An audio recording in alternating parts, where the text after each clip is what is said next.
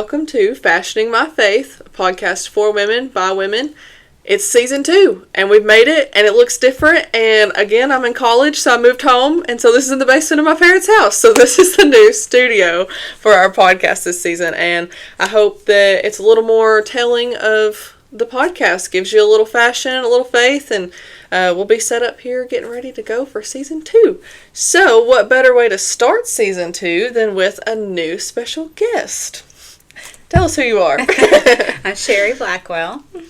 And I'm so thankful to have her here today because we're starting off season 2 with role models. We're going to talk about role models today, and I just felt like what better way to talk about role models than to bring in my personal role model that I found through college to help me through those moments of transition. And when I was too scared to go home and talk about it, I found a confident friend over here in Miss Sheri to be my role model. So let's get right to it. And talking about that, I want you to go ahead and picture in your mind, sitting at home, sitting on your couch, wherever you might be listening to this, picture a role model in your life. Someone that when that term comes to mind, you think, oh, that's the type of person I want to be. That's the type of person that I look to in those moments that really help me figure out what I want to do with my life. So picture a role model in your mind. And when I was thinking of that, I thought, well, let's go to trusty Google and search up what's the qualities of a role model. What do people look for when they're choosing a role model? And what you find on Google is 5 things: high moral values, confident, hardworking, respectful, and creative.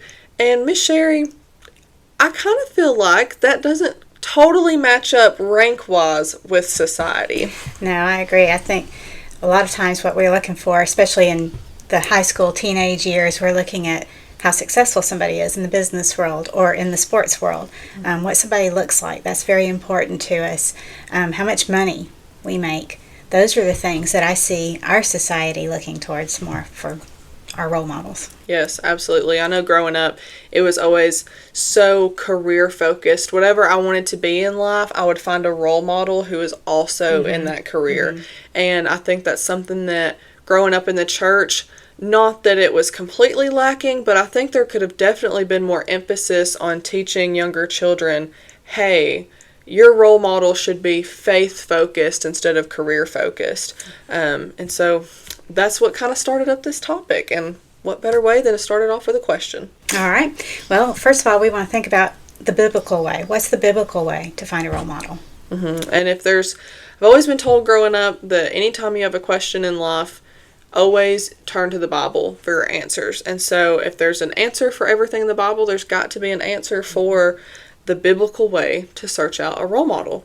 And so let's start out with, what is the definition of a role model? We talked about qualities that Google says people look for in a role model, but the definition of a role model when you look it up is a person looked to by others as an example to be imitated. And so I think that's a little more telling than the qualities that you Google, because that's often what we look for in that role model is someone that we want to imitate, someone we want to be, someone that in our future we could see ourselves being. Right. So, do you think that it matters how old that role model is in regard, is the age important? I think that that's something, again, as children, we don't put as much emphasis on, that we think it needs to be someone our age, or even if it's someone older, we don't focus on that part of how much older. Is it a specific number? I want to share with you Titus 2, 3-5. It says, the older women likewise, that they be reverent in behavior, not slanderers, not given to much wine, teachers of good things, that they admonish the young women to love their husbands, to love their children, to be discreet, chaste, homemakers, good, obedient to their own husbands, that the word of God may not be blasphemed. And I think that's perfect in the biblical answer to that question of if age is important, because I think we blend role models with friend and influence, and so we want to go to those people at the same age. We know that if we're looking for an answer to a question, we know, hey, if I go to my friend, they're going to tell me what I want to hear. But biblically, we should be looking at people of various ages. And, that verse speaks directly about older women. And there is something to be said about that, because there's wisdom that's gained from life experience, from, just having been through it before. Somebody who's older is going to have studied the Bible more.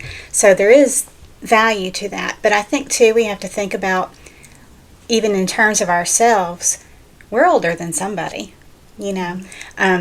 You're older than the teenage girls. So, you know, there might be things that the teenage girls can come to you for and go about that route. You know, a young woman who's first, you know, about to become a young mother, she might go to a mother who's still got children at home, but she's older, and she can answer some things and help her with some things like that.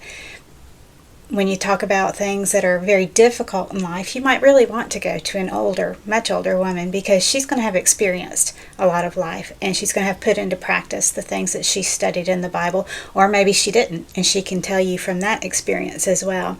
And I thought about, when I was thinking about these kind of people, I thought about the relationship between Mary, the mother of Jesus, and Elizabeth. And Elizabeth was an older woman, and now she was having her first baby too, but there were things about life that she would have understood and she could have told Mary about. So I think age to some extent is relevant to the situation, but certainly that text refers to somebody who's going to have some wisdom. Absolutely. And I know personally, when you're in middle school, high school, and maybe that spiritual role model, you still go to your parents some for a little bit of wisdom, and you get roped into this, like, your mom's telling you, hey, I went through that too. Like, I kind of get where you're coming from. And then you're like, you don't understand me. Yeah. Like, it's been so long since you went through that. You don't know, it's different now. There's new technology. Everybody's got a cell phone. Like, you rope yourself into this mindset that you don't understand. But truthfully, there was this moment. It was right after high school. I had already moved to Cookeville, and I was struggling with this one particular sin.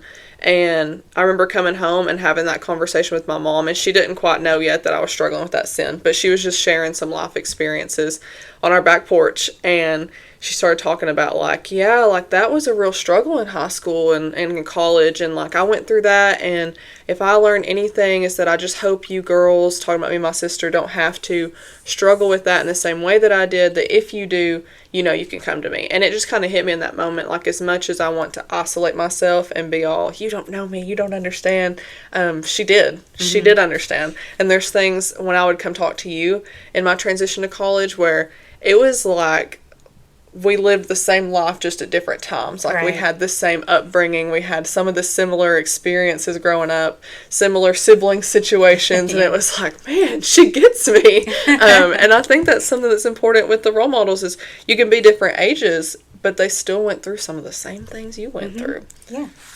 Society changes as far as technology and things like that, but the problems that we have are always the same. Nothing's new in the world. Absolutely. And so that leads me into the next question we want to ask regarding this is, does faith matter when you're looking at that role model? It absolutely does. And I think it's important to define what faith is. It's believing that God says what he means, that, you know, it's the truth, and then you're going to follow what he says. It's not just believing in God, it's believing that he's going to do what he said he's going to do. And so that's very important towards understanding why faith matters, because if it matters to him, it's got to matter to us. Absolutely. And growing up, I've always been told faith is active. And so it's, like you said, not just believing, but acting upon that belief and walking in a way that shows that belief and that faith. Faith is active. And so part of faith mattering and finding that role model is sometimes it's not the easy answer, but the right answer. And again, I'll hit on sometimes we kind of blend that role model with an influence or a friend, and we want to go to someone our own age.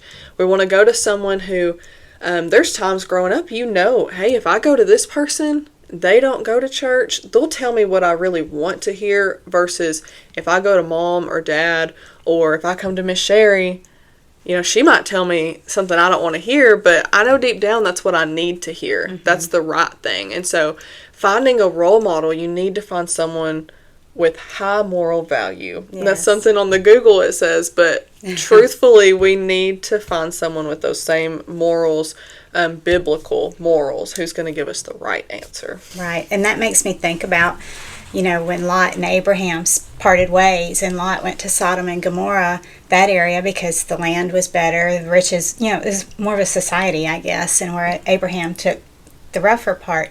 But Lot suffered for that, and even though he stayed righteous, his family ended up being very affected by the society, by the friendships that were around them, because it was a wicked society. And he apparently lost children when Sodom and Gomorrah were destroyed. He lost his wife in the process, and then his two girls that did end up going with him also had very corrupted morals. They didn't choose to do what was right, and it could have been easier to do the right thing, but they didn't. And so, you've got to think what's easy and what's right are not always the same, and you got to look forward to what is, look ahead. Absolutely. And the Bible gives us a little more wisdom. If you want to look with me at 1 Corinthians chapter 5, verse 6 specifically says, "Your glorying is not good. Do you not know that a little leaven leavens the whole lump?" And so that's just an insight that it might even be the smallest bit as one person as a role model. You might not be bringing in 5 people into your life with bad morals, but that one person that you give that value to, because when you place someone in that role as a role model, you're giving them value to your life. Yeah. And placing them in that way, that might be a little one person, but that's a lot of effect they have on your life. And so that little leaven leavens the whole lump. And then again in 1 Corinthians, jump on down to chapter 15, verse 33. It says, "Do not be deceived, evil company corrupts good habits." And so those sound like harsh words. You throw around evil and it's like, everybody run scared, evil, bad. But the Bible really gives us these verses not to scare us into doing something, but to encourage us, like, again, that role model situation, this can happen. I've been through this. Every writer in the Bible inspired by the Holy Spirit went through something as we went today. That's why we can look to the Bible for those examples. So the Bible's encouraging us in 1 Corinthians, hey, this evil company without those morals, evil can be just someone without the same morals as you. The devil comes in many forms, and that evil company will corrupt your habits, will corrupt your morals if you allow it to, by placing that value on it. Yeah, and if you notice, it says, "Do not be deceived," so it's easy to be tricked into thinking this is okay, this is not a problem. And also, when you look at the opposite of that phrase, evil company corrupts good morals, well then good company should be building good morals, Absolutely. And that's the importance of why faith does matter, because if you allow someone good with good morals into your life, they can have a good effect. And I often have conversations with my parents, with my fiance about, if I didn't meet a certain person at a certain point in my life, I wouldn't be who I am today. If I didn't meet my fiance at the time I met him, there's no telling where I would be. If I didn't meet Miss Sheri when I was spiraling out of control, there's no telling where I would be today. And so when you place those people in your life, good or bad, one person can make a world of difference. Very much so. And so speaking about one person, does it have to be just one person who can be our role model, or can we choose multiple role models? Let's look at 2 Timothy chapter 1, verse 5. It says, "When I call to remembrance the genuine faith that is in you, which dwelt first in your grandmother Lois and your mother Eunice, and I am persuaded is in you also." And so I think the answer is it can be more than one. Sometimes it might be one, but sometimes it's more than one. And I think we find those different role models at different times in our life. We'll hit on later, sometimes your role models is a couple. It might be a couple who influences you. It could be a set of parents who are a friend's parents. A lot of times growing up, you see people who might not have the home life they want, but they'll find a second set of parents. So I think you can find that.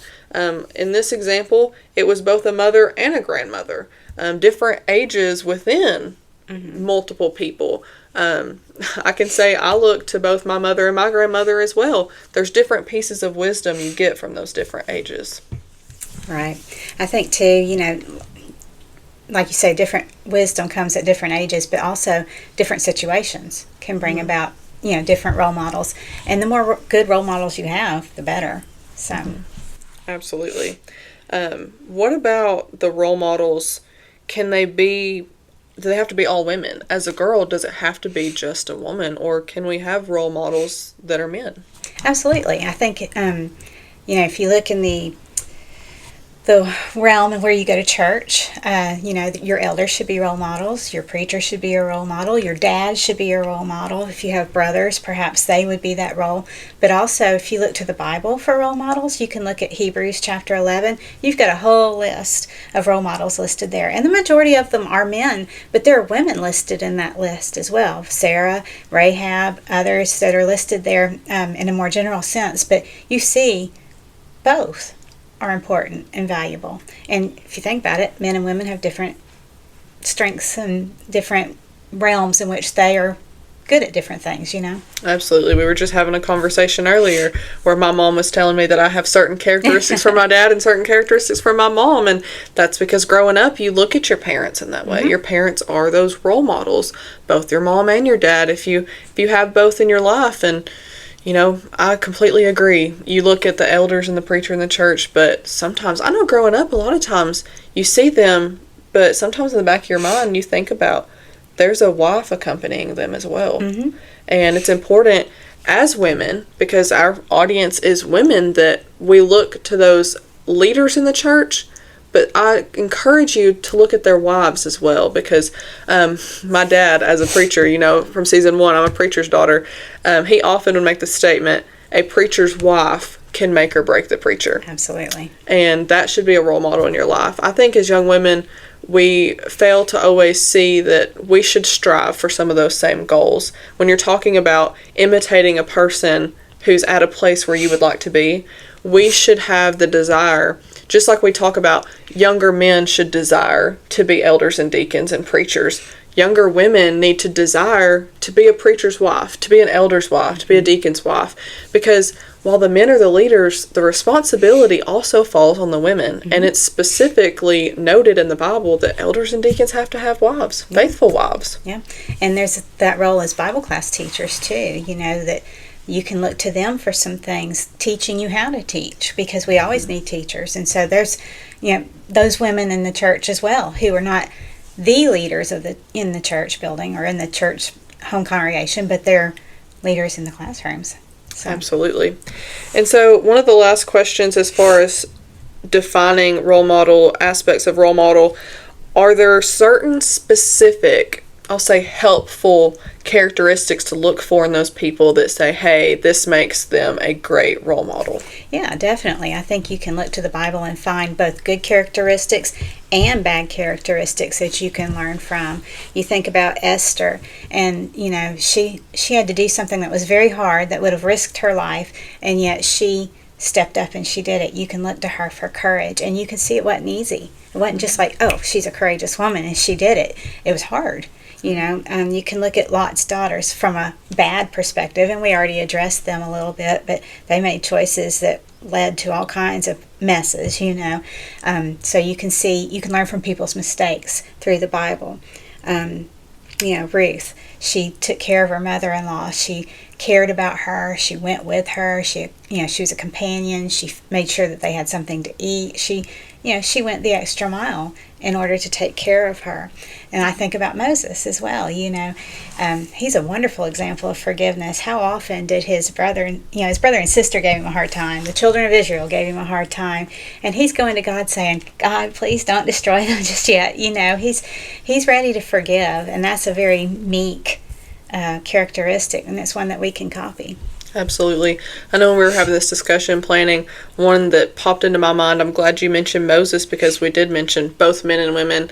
I think about Paul. I just think about the passion he had and his steadfastness that, yes, where he came from was pretty rough.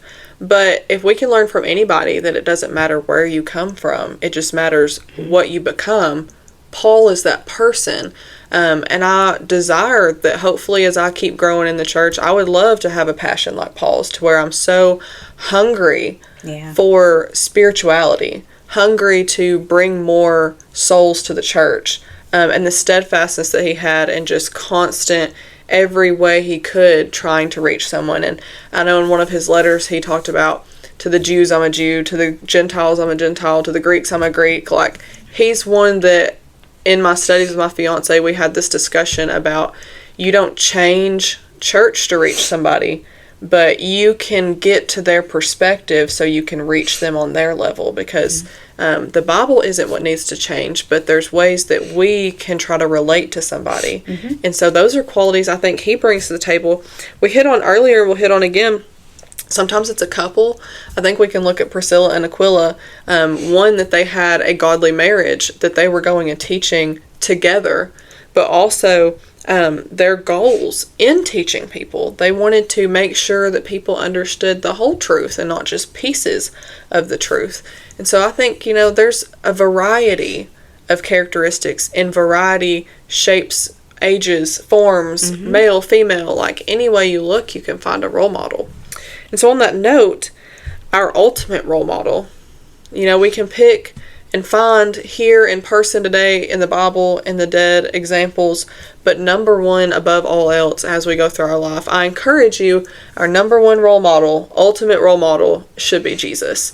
We're told in 1 Peter 2:21, if you want to turn there with me, "For to this you were called, because Christ also suffered for us, leaving us an example that you should follow his steps." I think about that song, that church song, Footsteps of Jesus. And oftentimes I find myself during the Lord's Supper, I have a Facebook group now. I wrote about this on my Facebook group one day, that when you get to the Lord's Supper and you're partaking of the bread, a lot of times you're supposed to have your mind focused on the body. The bread is the body. And I so often find myself praying about that picture of someone walking in the sand along a beach. And I always pray, like, "Dear Lord, please help me put my feet in those empty steps from Jesus and help me to walk in the way that he led by example," because he's our role model and we should strive for that. Even the tiny crevices of our toes fitting into the holes for the toes, we need to try to fit those details. And it's not going to be perfect. No. We're not always going to be perfect, but it's the purpose and the mindset of setting our mind to that, and putting purpose and intent behind it, being convicted to find that role model. And so, as we close today, number one, I want to say thank you for joining me, Miss Sheri. Thank you for having me. And I want to challenge you all, my listeners, as we close out, do you currently have a biblical role model? And if you do, if you don't, the number one question in any aspect of your life, when you bring someone into your life to give them power of influence over you, role model, friend, influence, one day spouse, anytime you bring someone into your life, ask yourself the question, will they help you get to heaven? Is this person going to help me get to heaven, or are they going to hurt my chances at heaven? And so, especially today, talking about role models, is your role model going to help you get to heaven? Thank you.